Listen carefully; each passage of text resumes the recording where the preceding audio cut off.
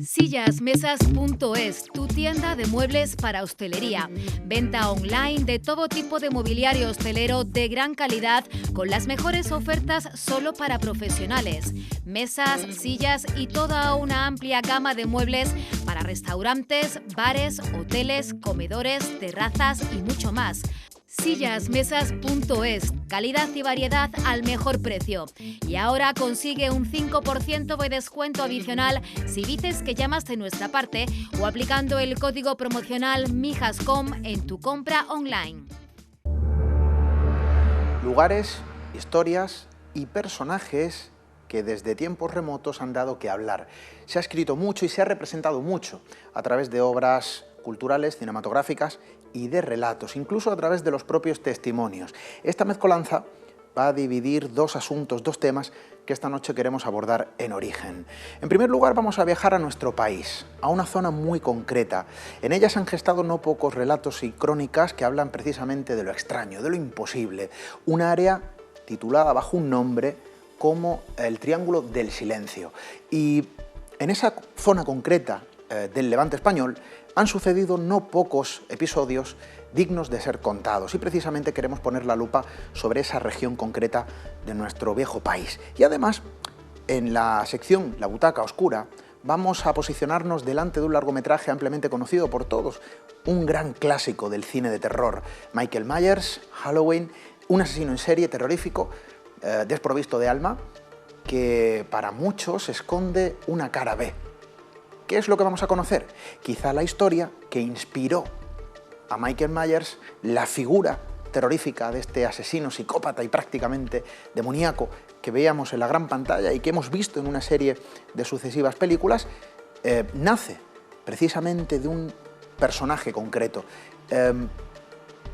desde luego que actuó en la vida real y que para muchos fue una auténtica pesadilla en su tiempo. Vamos a conocer la historia detrás de este asesino conocido en la gran pantalla y del origen desconocido de la gran figura del cine, de este clásico de terror. Y además, el Triángulo del Silencio. Creo que puede ser interesante el viaje que en Origen vamos a proponer esta noche. Bienvenidos a Origen.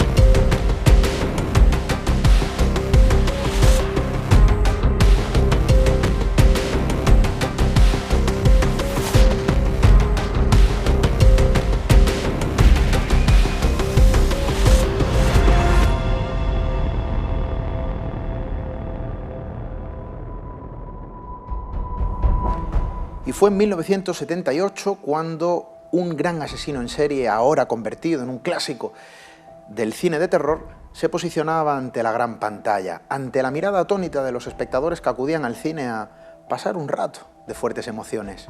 Quizá lo que pasaba desapercibido era el origen de lo que se proyectaba en la pantalla. Y como en muchos otros títulos del cine, también de la literatura, la cara B, la trastienda, el caldo de cultivo que lo vio nacer, permanece en un segundo plano, objeto de otro tipo de protagonismo. Y precisamente esta noche queremos posicionarnos en ese protagonista, en el que no se ve en la gran pantalla. Detrás de esa figura prácticamente clásica en el cine de terror como es Michael Myers, se esconde un asesino muy real. Una historia sorprendente que esta noche vamos a conocer en La Butaca Oscura.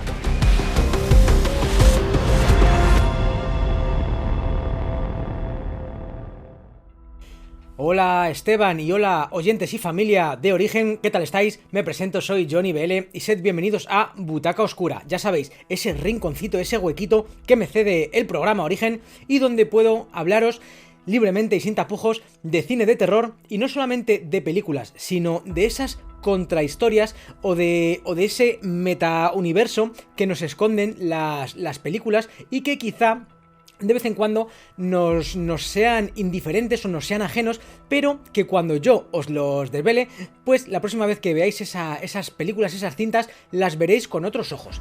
Hoy es una de esas historias que mola mucho porque es una película súper conocida, es un personaje muy imitado, sobre todo cuando se trata de disfrazarnos en Halloween, ¿verdad? O cuando se trata de ver iconos del cine de terror. Todos tenemos en mente a Michael Myers. Todos tenemos en mente a ese protagonista de máscara inexpresiva de la franquicia, de la saga, de las películas Halloween. Bien, pues poco voy a hablaros de estas películas, dirigidas evidentemente por John Carpenter. La primera fue en 1978, hay quienes dicen que fueron de los primeros slashers de la historia. Yo no estoy de acuerdo, creo que hay algunos slashers que sentaron las bases anteriormente, pero bueno, ese es otro tema. Hoy la historia que os traigo, y me parece súper... ¿cómo decirlo? Súper aterradora, es quién fue el Michael Myers en la vida real. O dicho en otras palabras, quién fue esa persona que inspiró a John Carpenter y a su esposa, Debra Hill, para crear la secuela de Halloween. Y fue alguien de la vida cotidiana, fue una persona de a pie, fue un americano al uso, y realmente cada vez que vayáis a ver la secuela de Halloween 2, Sanguinario, después de haberme oído hablar, creedme que os vais a acordar de este despreciable ser, Richard Franklin Speck. Bien, vamos a empezar por el principio. Como dije antes, John Carpenter dirigió Halloween en el 78, tuvo rotundo éxito, y entonces le dijeron evidentemente que hiciera la secuela, que tenía que dar más vida a Michael Myers. Él no quería, él estaba un poquito reacio. De hecho, en la segunda parte, que salió en el 81, él no la dirigió, pero sí que fue productor, y él junto a su esposa fueron guionistas. Entonces, estaban los dos en un viaje y se acordaron, estamos hablando del año 1980-81, y se acordaron de un caso que fue muy sonado en América, salió por todos lados, y fue el caso de la matanza llevada a cabo por Richard Speck. Les rondaba un montón la cabeza y ellos vieron similitudes entre Richard Speck y Michael Myers. Tenían unos patrones muy marcados y muy idénticos. Tenían esa psicopatía latente, y entonces les hizo un clic en el cerebro y decidieron adaptar el caso que os voy a contar ahora para su secuela Halloween 2, como digo, Sanguinario, de 1981. Hablando un poquito de la película muy brevemente, esta película empieza justo donde acaba la primera Halloween, y toda la trama se basa en un hospital. Michael Myers se mete en un centro médico, en un hospital, y allí acaba, poco a poco, durante toda la película, va acabando con la vida de todos los asistentes. La trama se centra en ese hospital. Bien, pues como digo, esta trama está basada en una historia real que os voy a contar a continuación. Bien, sentemos un poquito las bases, os voy a contar quién es Richard Speck. Quizá os voy a hablar un poquito de su niñez, de su infancia, de su madurez, para no para que le conozcáis mejor, sino para que quizá entendáis, y no quiero justificarle para nada, pero quizá para que entendáis por qué llegó a hacer lo que hizo, y porque yo le catalogo como un fallo de la sociedad, o un fallo de la justicia, ya que iba dando muestras muy progresivas de lo que iba a hacer, de lo que iba a llegar a hacer en el futuro, y nadie hizo nada por remediarlo. Bien, Richard Speck nació en la Segunda Guerra Mundial, y su padre falleció. Él no llegó apenas ni a conocerle cuando él era muy niño. Entonces vivió en una familia desestructurada, ya que su madre tuvo un montón de parejas, coqueteaba mucho con las drogas, con el alcohol, tuvo que recurrir a la prostitución para sacar adelante a él y a ella misma. Y entonces se nos cuenta que desde muy pequeño las parejas, los novios de su madre le trataban fatal. No tenía ese icono parental, no tenía esa figura, no tenía a alguien a quien seguir, sino que todos los novios de su madre, que iba cambiando semanalmente, mensualmente, muy rápidamente, le pegaban golpes, le propinaban palizas. Siempre iba al colegio con moratones. Richard Speck creció siendo un niño muy introvertido. Fue un niño demasiado reservado, fue un niño con mucha rabia interior. De hecho, una vez le arrestaron por entrar en un centro comercial y en los aparcamientos incendiar, tiró fuego a un coche e incendió toda una fila entera de coches. Y cuando le preguntaron dijo que quería verlos brillar, no sentía remordimientos por nada. Con 12 años, el propio Richard empezó a coquetear con el alcohol y con las drogas, empezó a cometer hurtos, pequeños robos. A medida que él iba creciendo, esos hurtos iban subiendo de medida, incluso le detuvieron por atracos a punta de navaja, por pequeños asaltos, pequeños robos. Richard Speck, en contra de todo lo que podría parecer, llegó a enamorar a una chica de su barrio. Estamos hablando de Chicago, perdón, que no os he dicho nada. Llegó a enamorar a una chica de su barrio, se llegaron a casar y tuvieron una hija. Richard Speck tuvo una hija y nunca ejerció como padre. De hecho, los asaltos, los robos, la delincuencia, robos de coche además, se fueron sucediendo y fueron escalando. De hecho, también tuvo que declarar por un par de muertes en el barrio. Al final nunca llegó a ser imputado por ellas, pero tuvo que declarar, tuvo que contratar abogados y aunque no esté confirmado, no sería descabellado pensar que él había estado involucrado de alguna manera en aquellas muertes. Él ya había probado la sangre. Entonces, hasta aquí un poquito la historia de Richard Speck, para que veáis que siempre ha habido antecedentes, pero siempre le dejaban en libertad, con algunos cargos y demás, pero muy leves. Siempre acababa en libertad. ¿Y qué ocurrió la noche del 13 al 14 de julio de 1966? Pues Richard Speck, con nocturnidad, premeditación y alevosía, se coló en una residencia de estudiantes de medicina. Él ya las estaba vigilando y él sabía que solamente vivían allí o estudiaban 9 chicas jóvenes estudiantes de medicina. Él se coló a eso de las 11 de la noche por una ventana que previamente vio que estaba abierta, la dejó, no permitió que se cerrara y se coló por esa ventana, esperó un buen rato y asaltó a las 9 chicas. Lo que os voy a narrar ahora es algo que si fuera de una película de terror, como lo que se aconteció en Halloween, la gente fliparía, porque diría, mira Michael Myers cómo mata a una, a otra. Pero es algo muy turbio porque todo lo que os estoy contando ocurrió en la vida real. Richard Speck ató a las 9 jóvenes en una habitación y las fue cogiendo individualmente, una a una, las llevaba a las habitaciones contiguas, las pegaba, las insultaba, las violaba y finalmente las mataba con un cuchillo. ¿Os recuerda, verdad, a Michael Myers? Las similitudes son pasmosas. Dicen que no mostraba ningún signo de nada, ni euforia, ni odio, ni rabia, era impasible, ¿verdad? Seguimos viendo a Michael Myers en este personaje.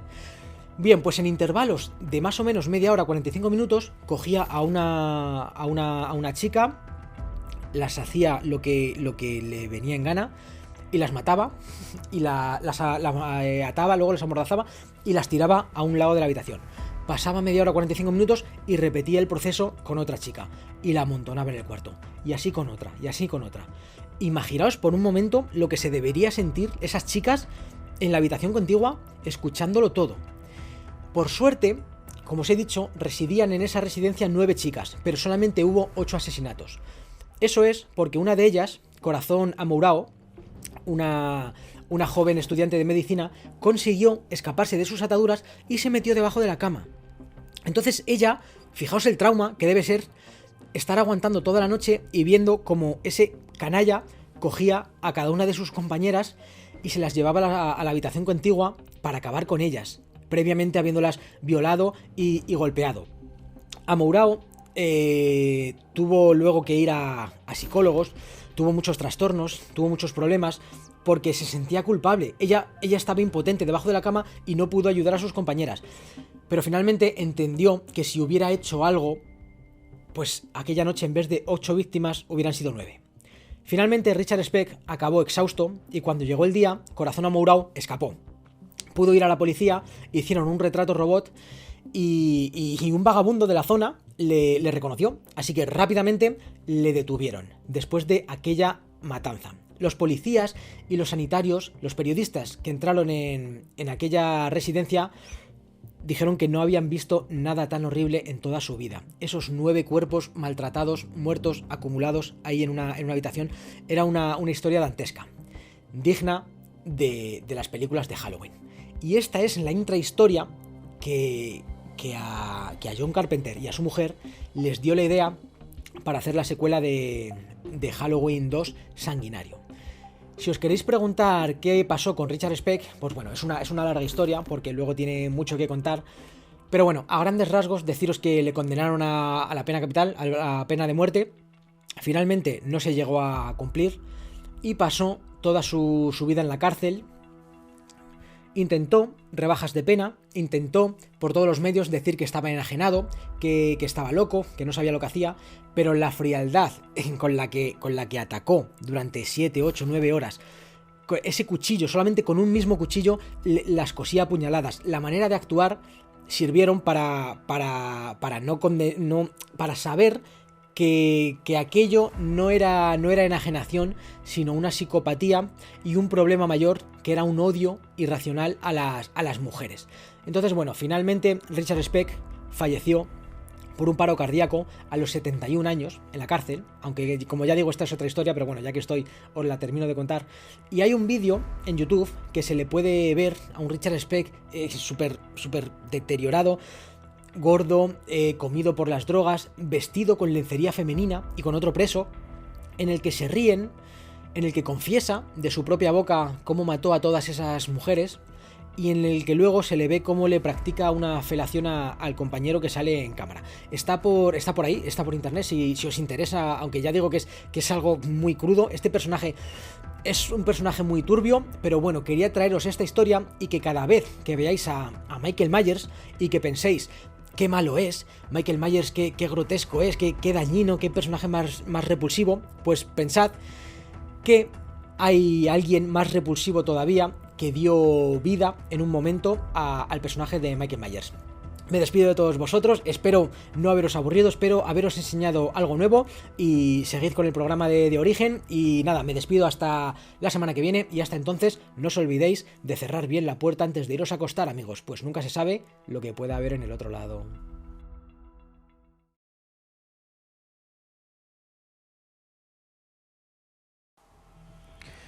Y desde luego, nuestro país cosecha un buen número de lugares donde lo extraño, donde lo imposible actúa bajo una extraña forma de teatro que en ocasiones se posiciona delante de los testigos que quedan atónitos, contemplando lo que no debería de suceder. Y en ocasiones esos registros se convierten en noticia, en titulares, dan la vuelta incluso al mundo, no solo a nuestro país, en forma de, vamos a decir, noticia, pero desde luego noticia extraña. Esto es lo que sucede en determinados escenarios, si se puede denominar de este modo, entiéndanme, en nuestro propio país. Y esta noche vamos a poner la lupa precisamente en un lugar, o en una serie de lugares contenidos en una zona conocida como el Triángulo del Silencio. Existen otros triángulos en el mundo, vamos a hablar de ello esta noche, pero nuestro país tiene su propia zona extraña y en la zona del Levante español se posiciona precisamente este Triángulo del Silencio. Vamos a hablar de ello y lo vamos a hacer con un invitado muy especial que bien conoce esta zona y que ha estado siguiendo las crónicas, los relatos que se posicionan en esta zona concreta de nuestro país. Nuestro compañero, nuestro amigo nos acompaña esta noche, Raúl Sacred. Compañero, buenas noches, bienvenido. Buenas noches, Esteban. Un placer estar de nuevo por aquí para explicar estos misterios, ¿no? Como dices, de la costa del Levante. Una zona en el Levante español, bueno, quizá el Levante es conocida por otro tipo de cuestiones, pero el Triángulo del Silencio se puede decir que es una zona que sirve de escenario donde lo extraño, donde lo imposible actúa de forma arbitraria cuando, dónde y como quiere. Sí, totalmente. De hecho, podemos hablar prácticamente como si fuera el Triángulo de las Bermudas. De hecho, para posicionarnos, si quieres, Esteban, tenemos que decir que este triángulo comprende más o menos el tamaño que tiene, sería desde lo que sería la desembocadura del delta del Ebro hasta Denia, lo que es Valencia, y si todo ello tiramos una línea recta hacia las Islas Baleares, ahí tendríamos lo que sería el triángulo conocido como el Triángulo del Silencio. ¿Por qué? Quizás, ¿por qué lo conocemos como el Triángulo del Silencio? Bueno, no son muchos quizás los relatos que nos llegan de diferentes pescadores, de gente que, digamos, pues circunda por aquel lugar, aquellos mares, y que nos habla que en el momento que va a ocurrir algo, alguna sensación, alguna luminaria, lo que fuera o lo que fuese, algo cuanto más extraño, resulta que llega la paz, llega la calma, llega el silencio. Es decir, ni tan siquiera los pescadores nos dicen que las olas que golpean los cascos de los barcos, llegan a escucharse. Es decir, queda todo en completa calma. A razón de esto tenemos lo que es la denominación de el Triángulo del Silencio. ¿Y por qué es conocido? Pues fíjate que podemos hablar que ya desde el año 1969 tenemos la desaparición de un hidroavión del ejército español, un modelo Grumman, y después también tenemos otra desaparición de otro que también nos llegó a decir que volaban directamente hacia un gran sol. No contentos con todo esto, también nos encontramos con diferentes embarcaciones, es decir, barcos que también desaparecen como el Mare Nostrum o como el Tamames. Incluso llegan a aparecer tiempo después, pero estaban sin la tripulación, es decir, tan solo el navío, el barco aparece, la tripulación no está en esos momentos.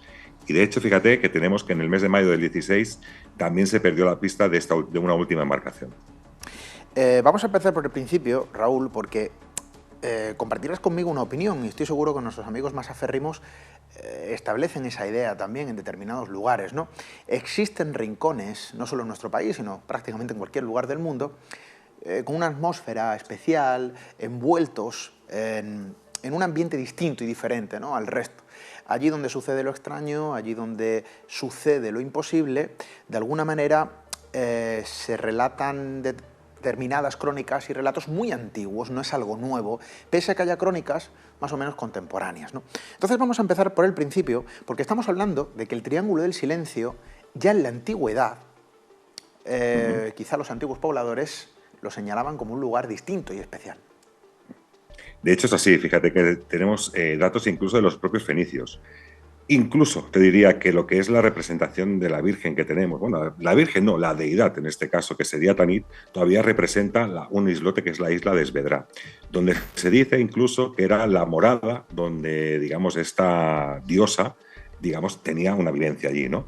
De hecho, nos llegan siempre todos ese tipo de relatos de que incluso la piedra volcánica, es decir, todos conocemos que en las islas se genera a razón de acción geológica, acción volcánica. Y casualmente en Esvedra, un islote perteneciente a las Islas Baleares, nos encontramos que nos dicen desde la antigüedad que ni siquiera esta isla es de origen volcánico, que su piedra no es tampoco rojiza. Es decir, que nadie sabe cómo se pudo generar o cómo se pudo llegar a crear ese tipo de islote.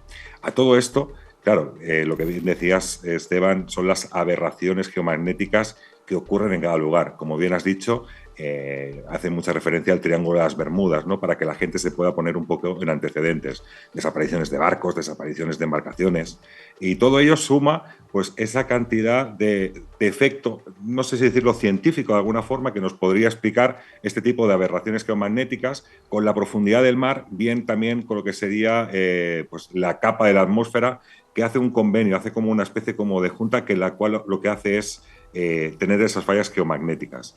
En ocasiones también puede ser, o como digo yo, que a lo mejor simplemente es una teoría mía, lo que voy a aportar, que a lo mejor la amplitud de esa profundidad del mar, ese poder geomagnético que tiene la Tierra, que desde el interior de la Tierra, desde el núcleo, tiene que emanar hacia el exterior, ese agua hace una amplificación, y en esos momentos o en esos lugares donde la profundidad es tal, no deja de ser un lugar amplificado sobre ese tipo de energía, en muchos casos llamada telúrica. Llama la atención vamos a decir, el reparto de triángulos, ¿no?, por nuestro mundo, conocidos bajo diferentes nombres en diferentes entornos. Claro, habrá marinos y pilotos aéreos que dicen, oye, es que barcos y aviones desaparecen prácticamente en cualquier lugar del mundo. Pero hay una serie de acumulación de crónicas y relatos, y no solo hablamos de desapariciones de navíos y de aeronaves, sino de otro tipo de relatos. Encuentros con lo extraño, luminarias en los cielos, objetos no identificados, luces extrañas incluso, ¿no?, que emergen de la profundidad, extraños sonidos, relatos antiguos que vienen de la mano precisamente con la crónica contemporánea que habla de lo extraño. La leyenda actual y la leyenda de antaño, porque hablamos de determinados entornos que forman parte de este triángulo del silencio, como la mencionada isla Esvedra, contiene su propia leyenda. Son leyendas antiguas, para muchos cuentos de viejas, pero que de alguna manera enriquecen el entorno. Un lugar que ya viene de la mano de la leyenda antigua, desde tiempos remotos, Raúl. Desde tiempos remotos, como te decía, desde el principio de lo que sería los propios fenicios. De hecho, Esvedra, como bien has referenciado, viene de Vitrum veteranus, Vedra, que también significa caballo, y esto, como te hacía la referencia antes de Tanit, el dios Val, o sea, el dios Val, el primigenio, ¿no?, el primer dios que se pudo llegar a conocer de alguna forma por la humanidad, y que de hecho, como te decía, su consorte, en este caso directamente era Tanit, digamos que estaba aposentada en aquella isla, digamos, para vivir. De hecho, incluso tenemos también referencias de personas que han podido estar en aquel pequeño islote y, como bien dices, han tenido ciertas experiencias. ¿Experiencias de qué sentido?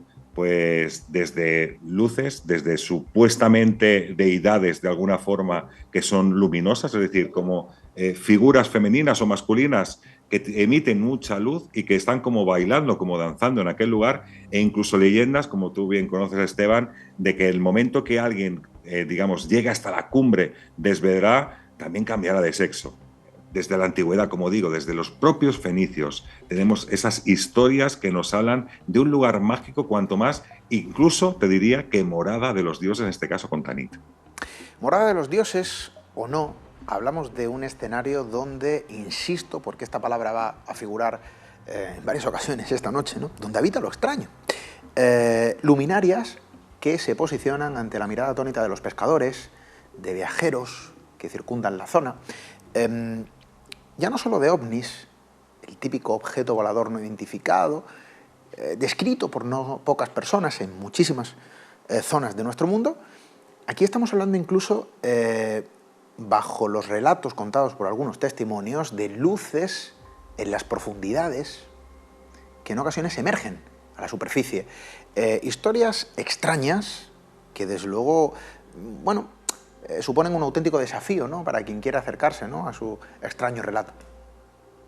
Mira, como te decía antes, Esteban, precisamente una de las cosas que comentan los pescadores, allí le llaman lo que serían las volvas de llum, es decir, lo traducido del catalán balear sería como las burbujas de luz, ¿no? Ellos dicen que cuando llega este silencio, en muchas ocasiones, se encuentran que bajo su casco, bajo el barco de pesca, aparecen unas luminarias, como si fuera casi como un submarino actual, ¿no? Aquellas luces que parece ser que van navegando por debajo del mar. Y no contento con todo esto, en muchas ocasiones también se han recogido relatos de submarinistas, típico buceo con snorkel o incluso con propia bombona, que están, pues bueno, viendo ese fondo marino tan espectacular que tenemos en las Islas Baleares y se están encontrando con objetos quizás a una profundidad metálicos, unos objetos que llaman poderosamente la atención. En el momento que coges aire o intentas acercarte a aquellos objetos metálicos, empiezan, como quien dice, a navegar, ¿no?, como tal submarino, para terminar desapareciendo. ¿Qué son aquellos objetos metálicos? Realmente no tenemos ni idea. ¿Qué son esas luminarias en el fondo marino que ni tan siquiera los pescadores pueden llegar a entender? Tampoco lo entendemos. Sí que tenemos la definición, como digo, de los propios pescadores que dicen que son volvas de llum, es decir, aquellas bolas de luz o burbujas de luz. Investigaciones e investigadores. No son pocos los que se han acercado a la zona precisamente en busca de esos relatos. No sé hasta qué punto se ha podido experimentar en la zona del Levante español precisamente sobre este triángulo del silencio, pero personas quizá de reconocido prestigio en determinados lugares dentro del ámbito de la comunicación han estado allí in situ precisamente para tratar de sondear los relatos que cuentan los lugareños. Claro, aquí hablamos de otro tipo de cuestiones. Raúl, cuando nos acercamos a un lugar, a un entorno donde las historias emergen prácticamente, ¿no?, de los vecinos, de los lugareños, de gente de paso, esas piezas, que al final lo son, conforman una suerte de puzzle que quedan fraguadas de forma directa, ¿no?, solapadas, soldadas a un entorno, lo enriquecen. Y esto es cultura, sea o no cierto todo lo que se cuenta, sea o no real las descripciones que se mantienen a lo largo del tiempo en un lugar concreto. Y esto lo hemos visto en las Urdes, lo hemos visto en muchas áreas de Galicia, lo hemos visto en muchas zonas de nuestro país y también en lugares remotos, ¿no? El Triángulo del Silencio, de alguna manera, obedece a ese tipo de ejemplo arquetípico donde las historias narradas ya desde tiempos remotos conjugan entre sí, se solapan, se sueldan a la zona y queda ese puzzle maravilloso que en muchas ocasiones supone un auténtico desafío para las personas que se aproximan, ¿no?, a su influencia. Investigadores, comunicadores que han estado en la zona y que desde luego han podido vivir de cerca esos relatos, esos testimonios y oye, pues quizá, ¿por qué no?, sacar algún tipo de pesquisas, ¿no? Algún compañero tuyo en otro medio de comunicación amigo de nuestro país, como el profesor Sebastián Darbó, ha estado también precisamente en esa zona realizando sus pesquisas, su propia investigación. Totalmente. Fíjate que lo que te decía en un principio, al principio de la entrevista, la desaparición de diferentes aviones es lo que él tiene como base, ¿no? Principios de los años 60, años 70, lo que ocurre son desaparición de aviones y también, como te he dicho, desaparición de barcos. Esto llama poderosamente la atención. Incluso muchos investigadores, como Antonio Rivera, como tantos otros, se desplazan hasta ese lugar. De hecho, Antonio Rivera, en sus conclusiones, también llega a decir que, dado todas las investigaciones que ha podido realizar hasta el momento, ¿no?, en aquel momento, años 70, la aparición de luminarias, esas bolas de luz, esas burbujas de luz, esa cantidad de objetos que se podían ver sobrevolando los aires de las Baleares, él llega a decir incluso que tenemos lo que sería una base submarina del fenómeno OVNI. Llega a afirmarlo tajantemente de esta manera. Y como dices, Sebastián Darbó, lo que te decía, recoge ciertos datos. Pues lo que te decía, un modelo Grumman que desaparece en 1969, que es un avión, es un hidroavión del ejército español. Por otro lado también, incluso cuando desaparece otro Grumman de estos, lo que dice el piloto es: volamos hacia un gran sol. Claro, ¿qué definición es un gran sol, ¿no? ¿Qué es lo que deslumbra aquel piloto experimentado para decir que vuelan hacia un gran sol? No tiene mucho sentido. Quizás tenemos que pensar en aquellas luminarias que de alguna manera los pescadores ven en el fondo marino o bien incluso sobrevolando lo que son los aires y los cielos de las Baleares. Y luego, como te comentaba, también hay diferentes barcos que desaparecen en cierto momento, como el Tamames, como el Mare Nostrum, y en el cual luego acaban apareciendo, pero sin ningún tipo de tripulación. Algo muy extraño, que dices, ¿cómo es posible que desaparezca en un momento puntual ese barco, como si desapareciera de la nada, que nadie sabe dónde puede llegar a albergar y dónde puede estar este navío, y al cabo de unos pocos meses acabe apareciendo a la deriva, precisamente en este triángulo del silencio, pero sin ningún tipo de pasajero o sin ningún tipo de tripulante en aquella embarcación? Algo que llama poderosamente la atención, como dices, de muchos investigadores que se desplazan directamente a este Triángulo del Silencio. ¿Qué encuentran allí? Una cantidad enorme de relatos, como te he dicho, sobre todo del fenómeno OVNI o sobre todo del fenómeno OSNI, que sería el objeto submarino no identificado. Y claro, con todo ello nos tenemos que regir un poco de qué ocurre en aquel lugar, lo que hablamos antes del geomagnetismo. Fíjate, cuando llegan estos investigadores, lo primero que hacen es mirar a los cielos, y cuando miran a los cielos se encuentran una cantidad enorme de pájaros que dan vueltas sin rumbo fijo en aquel lugar, en aquel Triángulo del Silencio. Con lo cual, la experimentación que hacen es bien sencilla. Cogen a 400 palomas mensajeras y las sueltan. Tan solo regresan 4 palomas. El resto de palomas mensajeras se quedan dando vueltas en el Triángulo del Silencio sin tener lugar de dónde ir o no saberse ubicar en el lugar donde estaban. Algunas de todas ellas caen al mar y acaban ahogadas. Otras, incluso cuando ven pasar algún tipo de embarcación, lo que hacen es intentar parar para poder descansar de tanto aleteo, de no encontrar nunca la tierra y no encontrar dónde poder descansar. Es decir, palomas mensajeras que sabemos que a ciencia cierta, que tú coges una paloma mensajera de un palomar, ahora en Mijas, que tengáis ahí en Mijas, y te la llevas a Alemania en una caja en la cual no vea nada, ya te digo yo, Esteban, que esa paloma mensajera la sueltas a Alemania y coge el camino más directo hasta llegar a Mijas. Y en cambio, cuando llega o cruza la parte del Triángulo del Silencio, empiezan a dar vueltas y perderse sin tener ningún rumbo fijo. Bueno, casos curiosos que enriquecen el lugar, ¿no? Hay que acercarse muchas veces a ese tipo de historias y de relatos, más allá de las experimentaciones, más allá de la propia investigación rigurosa o quizá prueba experimental, acercarse a la anatomía de los relatos en un lugar concreto es acercarse precisamente a su estructura completa. Y en muchas ocasiones el fenómeno de lo extraño tiene un fuerte componente cultural, un fuerte componente antropológico y sociológico, por supuesto, también.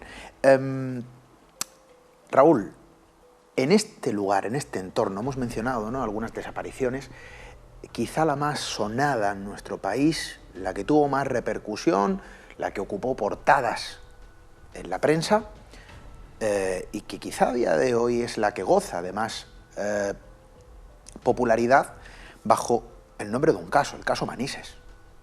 De hecho, tenemos la gran suerte de conocer que aquel objeto que de alguna forma hizo aterrizar aquel carabel en el aeropuerto de Manises, precisamente saliendo de las Islas Baleares, aquel avión salía de Islas Baleares, pues tenemos la gran suerte de que una persona estaba en aquel momento cercano a la isla de Esvedra, como hemos dicho, tan referenciada históricamente, ¿no?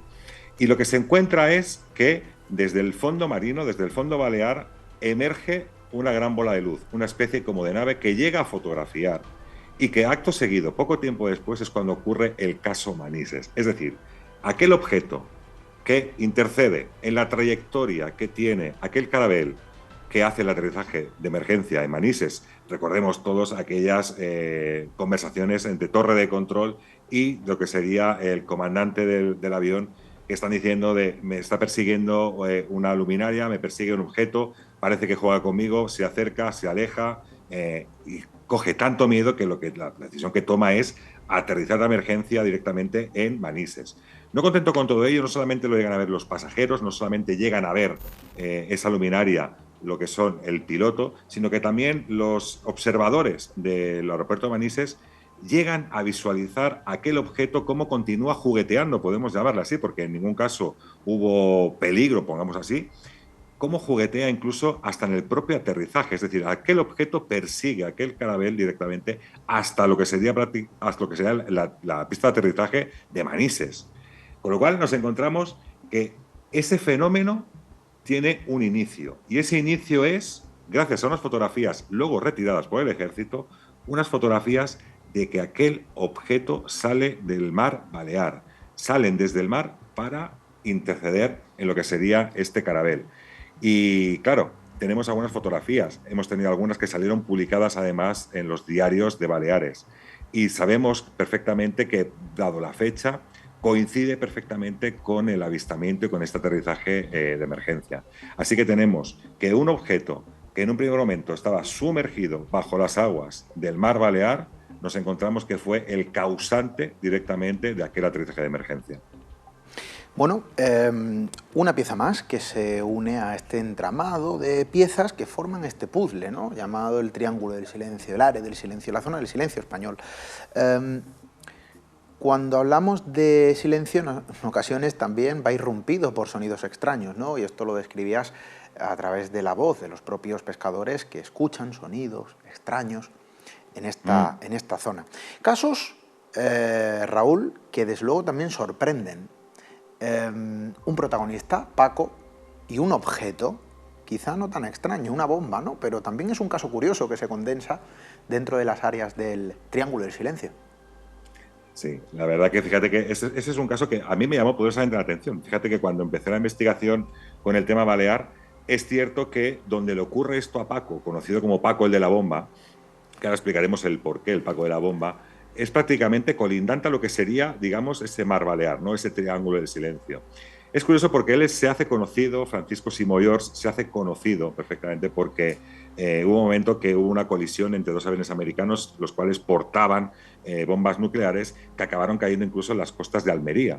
Todos recordaremos, o sobre todo la gente que tengamos más años o que miremos un poco la historia, aquel baño de Fraga y Ibarne directamente en las islas, en el mar de Almería, como diciendo que aquí no ocurría nada, ¿no? Pero nos encontramos que este hombre, este es un pescador, Francisco Simoyors es un hombre, Paco el de la bomba, y que en el momento de la colisión de estos dos objetos, de estos dos aviones, él ve cómo cae una bomba en el mar. Y él es capaz de decir al gobierno americano, al gobierno español y al ejército dónde están, digamos, estas bombas. A partir de este momento, Paco se hace famoso porque lo conoció como Paco el de la bomba. Ha encontrado la bomba, pues es Paco el de la bomba. Imaginemos, ¿no, Esteban? Se hace conocido a nivel del ejército, a nivel de la embajada americana, de los americanos. Claro, encontrar una bomba nuclear en el mar Mediterráneo que ha caído por un error americano, imagínate en aquel momento lo que podía significar.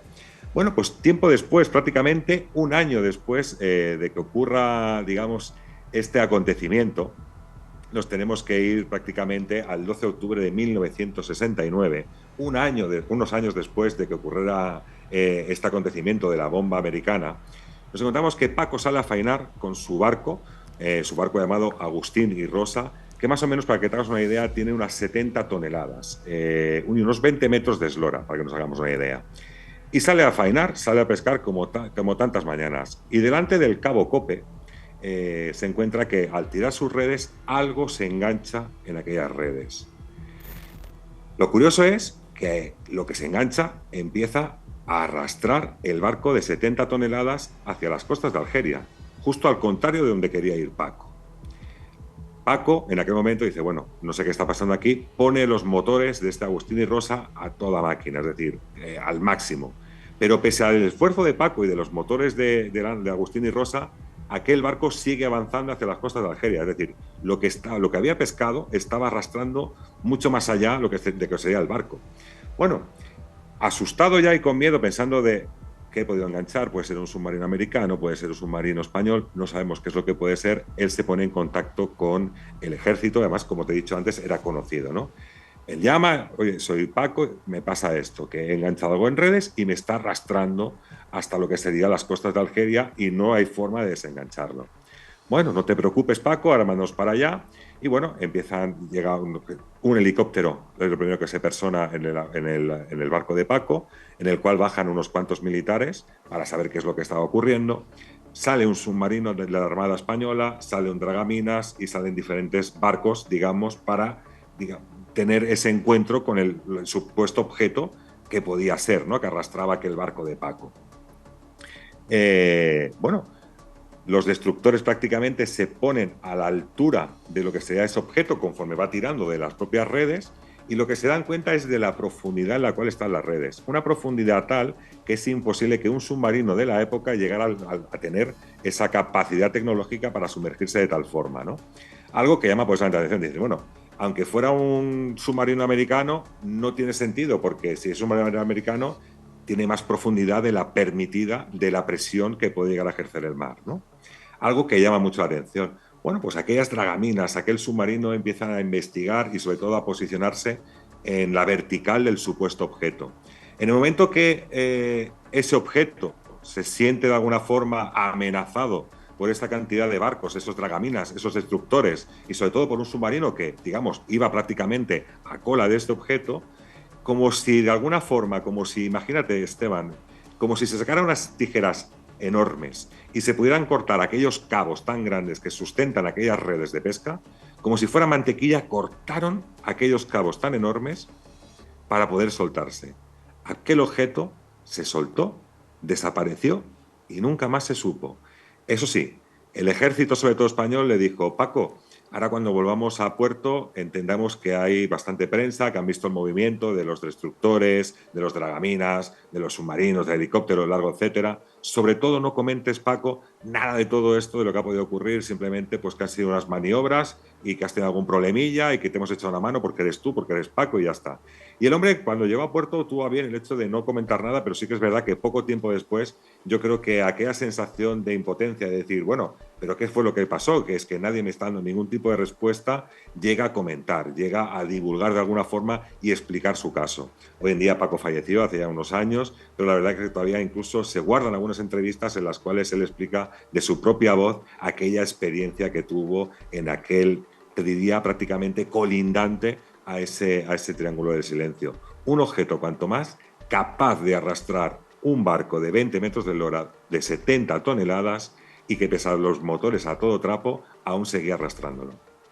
Pues fíjense ustedes, pónganse en situación sobre un navío, sobre un barco, sobre una embarcación, sintiéndose arrastrado por algo extraño que yace en la profundidad y que con gran fuerza y a pesar de la potencia de los motores no hay forma de escapar de ese arrastre, ¿no?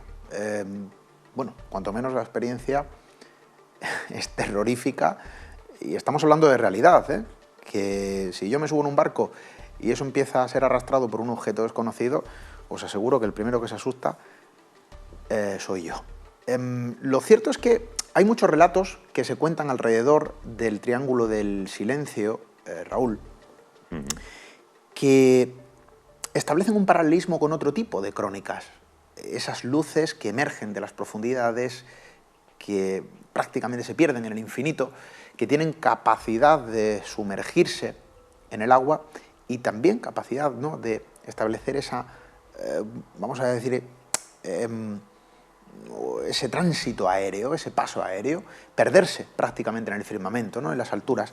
Esta historia o ese tipo de relatos es algo que se cuenta de forma calcada en otro tipo de territorios, ¿no? Y estoy seguro que muchos de nuestros amigos habrán leído algún artículo en una revista, alguna noticia, habrán escuchado quizá algún relato, ¿por qué no? Yo mismo tengo en mi haber una historia contada por mi propio hermano, y os aseguro que mi hermano es alguien ajeno a este tipo de historias, ¿no? Alguien bastante esquivo para determinados relatos. Sus intereses van por otros derroteros y desde luego también está muy bien. Pero él me contaba algo, y me lo contaba hace ya muchos años, cuando ni siquiera el micrófono, la cámara de televisión era algo imaginado, ¿no?, para ninguno de mi entorno cercano y mucho menos para mí. Y él me decía, yo ya era una persona mucho más joven de lo que soy ahora, aunque no lo parezca, y él decía: Esteban, fíjate lo que me ha pasado, en una noche de pesca, en una conocida playa de la ciudad de Marbella, alguien acostumbrado a pescar de noche, como muchos pescadores, estoy seguro que entre nuestros amigos habrá más de uno, y en una noche tranquila de verano, donde en la playa prácticamente solo corría el viento, el mar en calma, y él, con sus 2 cañas, era su única compañía, pudo contemplar algo que le hizo huir de la zona, salir corriendo. Y él lo que vio fue una fuerte luz dentro de lo que es el propio mar, a unos 30 metros aproximadamente de distancia, en la costa donde él se posicionaba. Claro, medir la distancia en la noche y en el mar es muy complicado, por lo cual aquí hablamos de cifras hipotéticas. Pero él, la descripción física de lo que pudo ver, sí que la describe, ¿no?, de forma clara y taxativa, y aún mantiene de una forma muy viva lo que esa noche pudo contemplar. Y él atestigua haber visto una luz que de repente emergía a la superficie en una forma de esfera luminosa que se desplazaba a muy poca velocidad, a escasos metros sobre el mar. Y esta luz acababa dividiéndose en 2 esferas mucho más pequeñas que de repente y a gran velocidad, en un camino completamente vertical, se perdían en la altura. Aquello, desde luego, le hizo asustarse y no es para menos, salió corriendo, dejó las cañas allí, al día siguiente, a primera hora de la mañana, fue a recogerlas, ¿no? Lo cierto es que esto puede ser o no una mala pasada de la mente, cansancio. Bueno, aquí lo podemos dar 1001 explicación posible, ¿por qué no?, para este tipo de relatos. Pero lo cierto es que estos relatos se cuentan prácticamente alrededor de todo el mundo, y cuando algo se convierte en universal, es que algo está sucediendo. Y desde luego yo no voy a ser quien diga que ese tipo de crónicas obedecen a objetos provenientes de otros mundos, o habrá quien piense también del interior de nuestro propio planeta, ¿no?, a una inteligencia superior a la nuestra. Yo no voy a hablar de eso. Probablemente, ¿por qué no?, la explicación sea algo más humano, un componente que obedece prácticamente a una gran mente colectiva para muchos. ¿Por qué no? Quizá cualquier opción es posible ante lo incierto, ante la incertidumbre que provoca lo extraño. Pero lo que está claro es que ese tipo de relatos dan la vuelta al mundo, establecen un guión universal, y ahí es donde tenemos que poner la lupa, porque algo está sucediendo. Y sucede prácticamente desde que el hombre es hombre, porque esos relatos son antiguos y también contemporáneos. Y en esta zona, en el Triángulo del Silencio, sucede de forma calcada, esferas de luces que emergen de las profundidades, ¿Y por qué los escenarios se eligen? ¿Quién elige ese escenario concreto para que actúe lo extraño? Y son muchos, esto lo hemos hablado, ¿no? Contigo, Raúl, hablábamos de la montaña de Montserrat, quizá otro de los escenarios donde lo extraño actúa de forma arbitraria, dónde, cómo y cuando quiere, y ante, desde luego, también la mirada que quiere, porque a veces no se dejan ver, pero a veces el afortunado, o quién sabe si el desdichado testigo, contempla lo imposible y cada uno ofrece una explicación racional en base a la cultura o al entendimiento que pueda tener. Lo que sí sabemos es que no sabemos nada. Historias universales que suceden, Raúl, en el triángulo del silencio. Esto es muy común.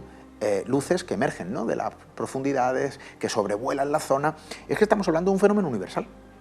Y de hecho, fíjate, no solamente estamos hablando de luminarias, también incluso hubo un momento puntual en el cual, año 2003, 2004, Esteban, parece como si...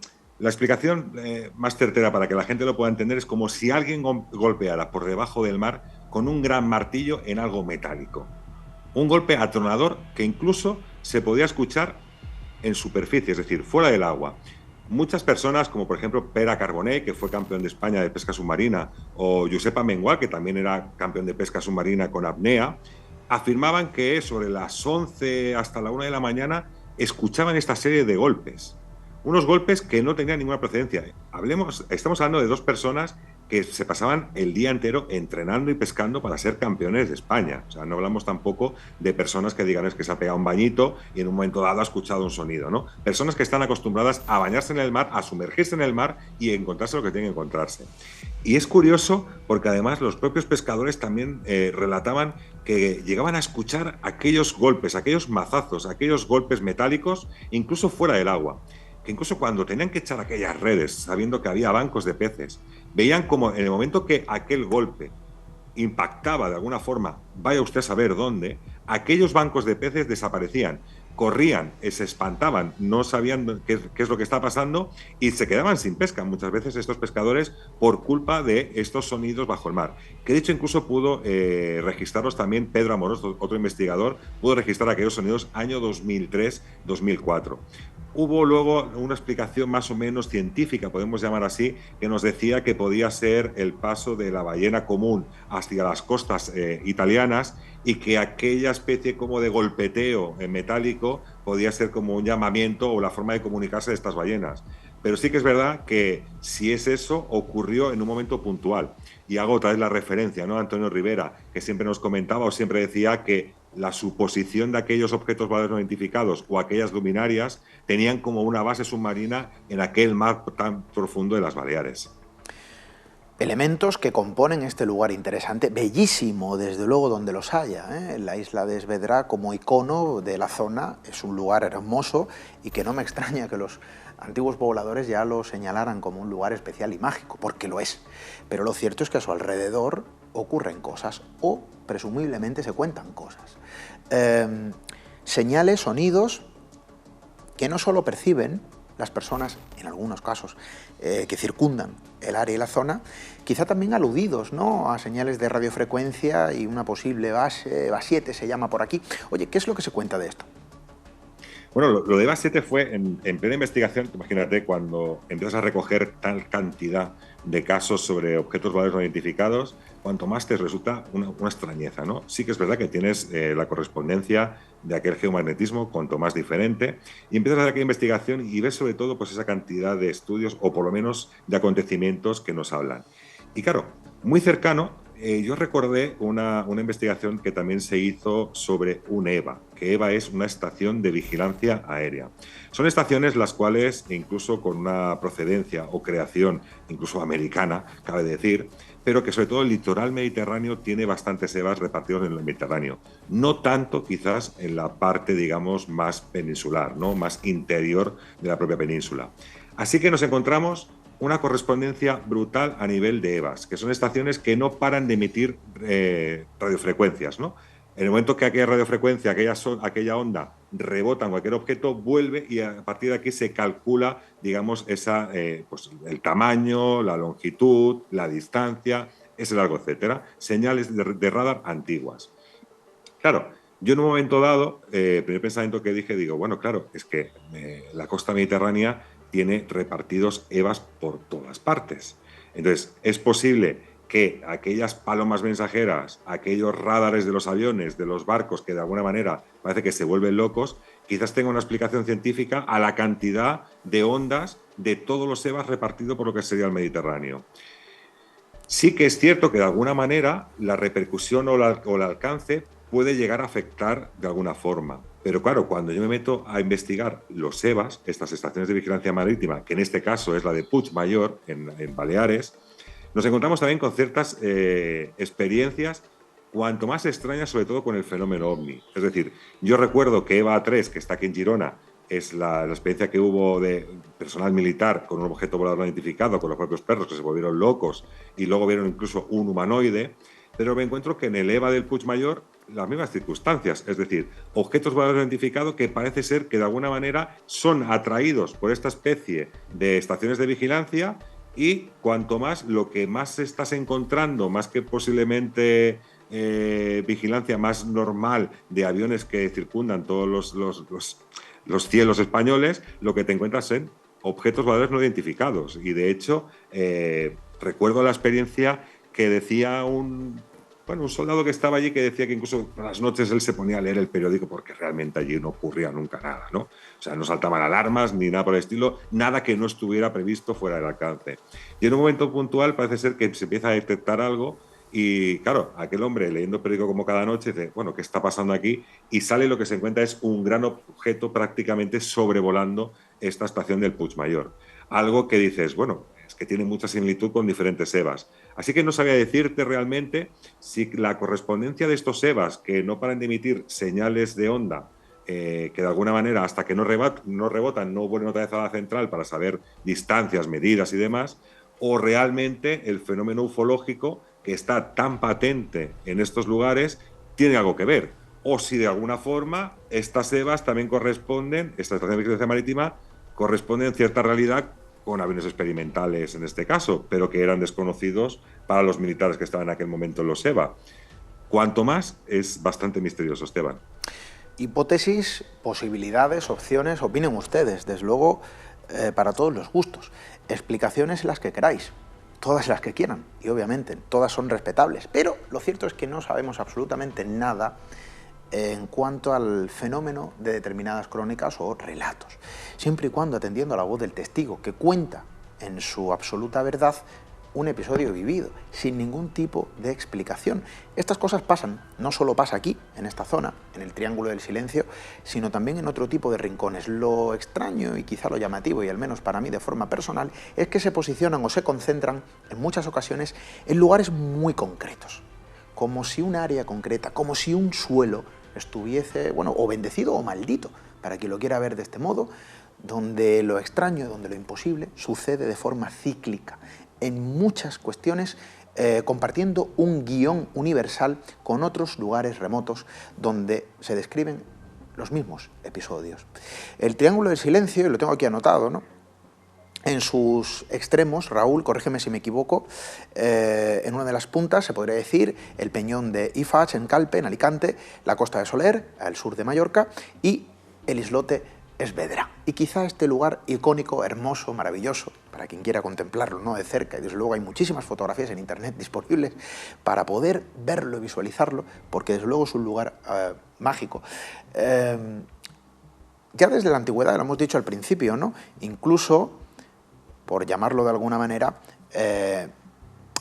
Nostradamus hacía algún tipo de alusión, Raúl, ya a esta zona. Sí, Nostradamus llegó a decir que en el momento del fin de los tiempos, Esvedra sería el único lugar donde no tendría ningún tipo de afectaciones de final de los tiempos.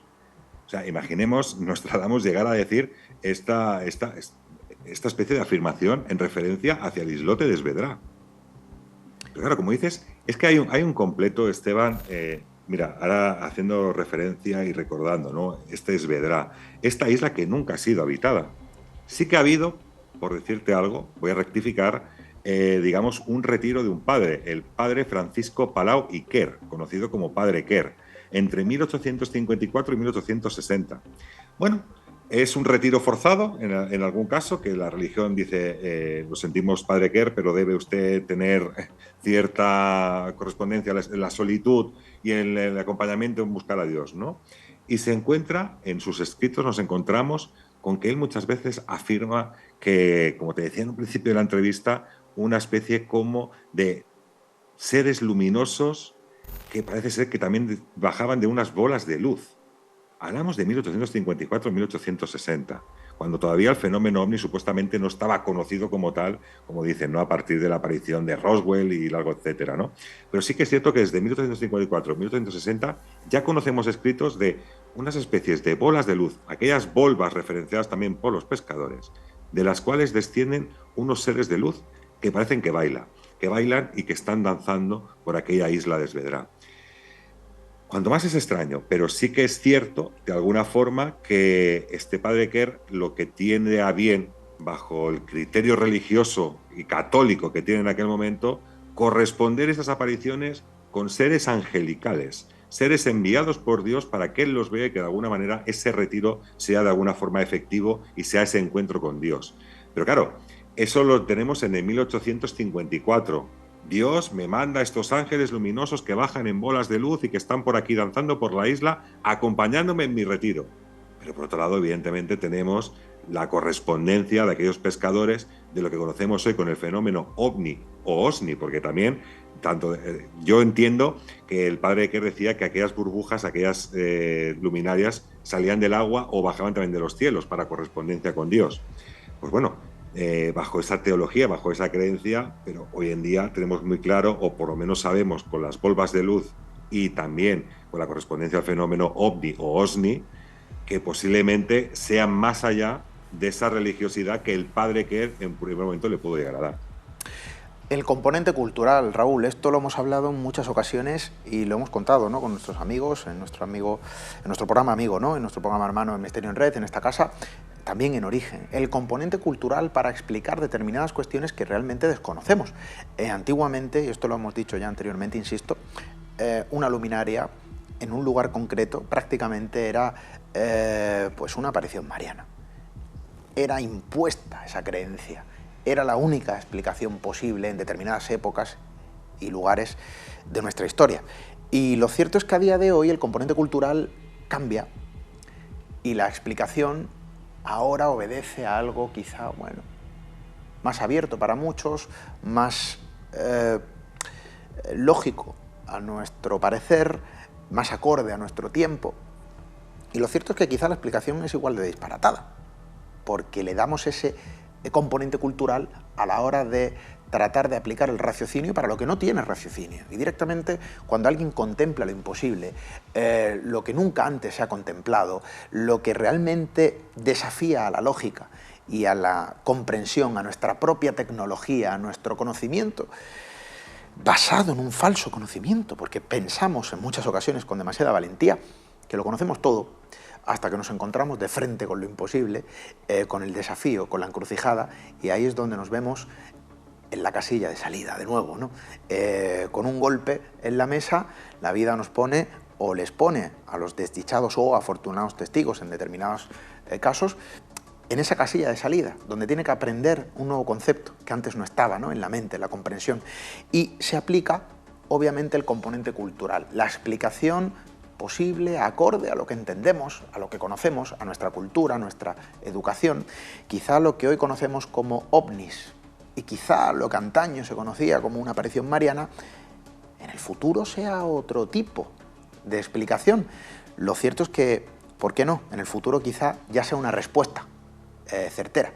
Hasta entonces solo podemos especular, acercarnos a este tipo de crónicas con el afán de contarlo. Y quién sabe si aprender algo de ello, porque lo que sí podemos saber de forma clara, concisa y certera es que no sabemos absolutamente nada.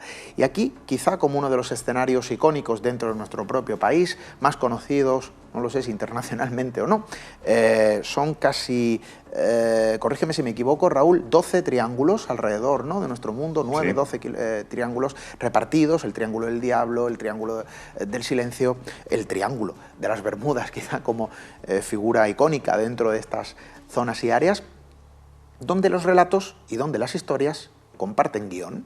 Algo extraño está sucediendo, algo de realidad tiene que haber. Lo que no sabemos es la naturaleza que actúa en estos lugares, Raúl. De hecho, fíjate que lo explicas muy bien, ¿no? En función de la creencia que tenga cada persona. Claro, cuando tú afrontas algo que de alguna forma desconoces, algo que se te escapa de las manos, acudes a tu propia fe, acudes a lo que tú quieres creer de alguna forma para darle una explicación que, digamos, libere ese pensamiento que puedas tener o esa experiencia, ¿no? ¿Cómo superar una experiencia si no sabes qué es lo que te está ocurriendo? Eso es lo complicado. Fíjate que además recuerdo que en el programa, hermano, como dices, de Misterio en Red, hicimos la referencia también del 11 de octubre de 1492, cuando Cristóbal Colón, en los 3 navíos, desde la Pinta, creo que llegan a observar lumbre. Lo que llaman lumbre son unas luminarias encima del mar, pensando incluso que habían encontrado tierra firme. Y lo que se encuentran es unas luminarias y en aquel momento la forma descriptiva que tienen es la de lumbre.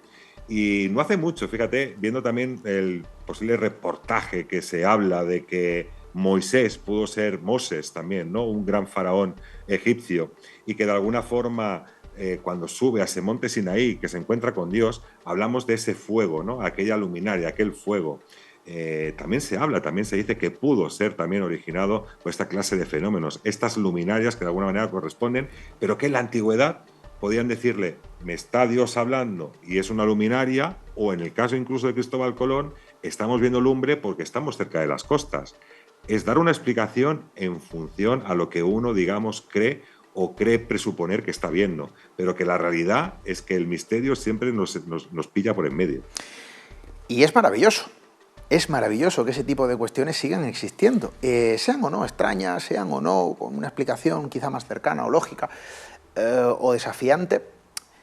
Volver a la casilla de salida es volver de alguna manera a comenzar a comprender, a creer, a aprender, a descubrir nuevas cosas que nos íbamos a dejar atrás. El ser humano goza a día de hoy de muy poca humildad. Creemos que lo conocemos todo, creemos que prácticamente está todo descubierto, que la tecnología, que nuestro conocimiento, pues ya nos tiene prácticamente abiertos a cualquier territorio, a cualquier zona, que todo está ya escudriñado, y a veces ocurre lo imposible, un golpetazo en la mesa y volvemos a la casilla de salida.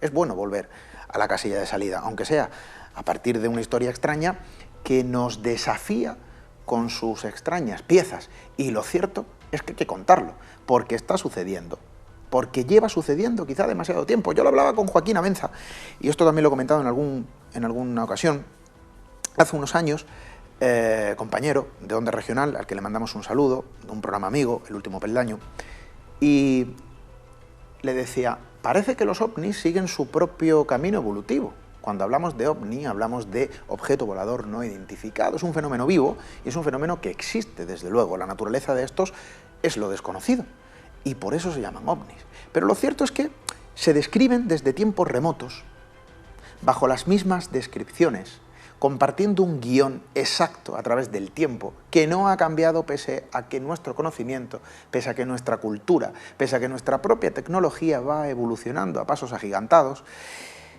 Y sin embargo el fenómeno sigue siendo escurridizo. Algo está pasando. Y ya sea un fenómeno exterior o un fenómeno interior, que diría nuestro buen amigo Moisés Garrido, investigador y escritor, al que le mandamos también un saludo, lo cierto es que hay una realidad a nuestro alrededor y que no sabemos nada, salvo una cosa, que el misterio reside más cerca de lo que podemos imaginar en primera instancia. Raúl Sagrés, compañero, el tiempo que se podría denominar también un misterio nos permite establecer comunicación, pero también impone su espacio y nos lo quita, reclama desde luego su espacio, y a mí no me queda otra que agradecerte tu compañía, que hayas estado esta noche con nosotros. Te emplazamos en una próxima visita, ¿por qué no?, por el plató de Origen. Es un placer, Esteban, y como dices tú, yo en muchas ocasiones siempre hago el mismo relato, ¿no? En ocasiones, cuanto más me acerco al misterio, más me estoy alejando de la realidad. Bueno, es una realidad intangible para muchos. Raúl, un saludo. Un saludo, muchas gracias. Y nosotros, pues, nos tenemos que marchar, por supuesto que sí, pero lo hacemos pensando en las próximas historias que vamos a contar.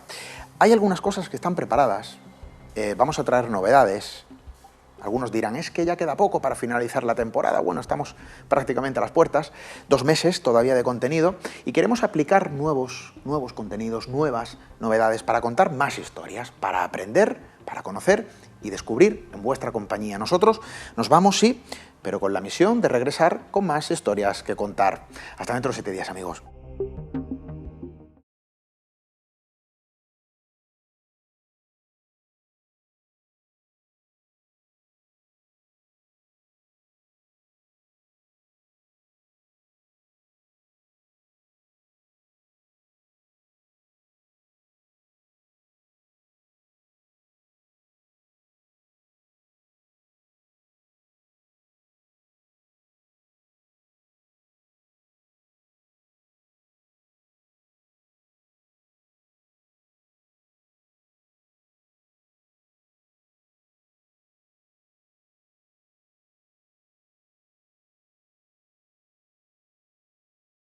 Sillasmesas.es, tu tienda de muebles para hostelería.